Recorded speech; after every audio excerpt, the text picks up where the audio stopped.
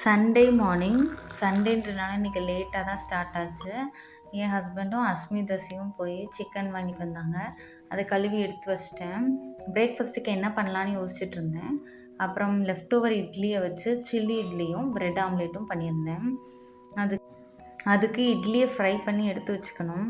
அதுக்கப்புறம் கடுகு, சோம்பு, பட்டை, கிராம்பு போட்டு தாளிச்சுட்டு, வெங்காயம், தக்காளி இதெல்லாம் வதக்கிட்டு, சிக்கன் 65 மசாலா, தனி மிளகாத்தூள், கரம் மசாலா இதெல்லாம் போட்டு நல்லா வதக்கிக்கணும். கொஞ்சம் சுகரும் ஆட் பண்ணிக்கோங்க. அப்போ தான் நல்லாயிருக்கும். ஃபைனலாக அந்த ஃப்ரை பண்ண இட்லியும் போட்டு எடுத்துட்டோன்னா சில்லி இட்லி ரெடி ஆயிரும்.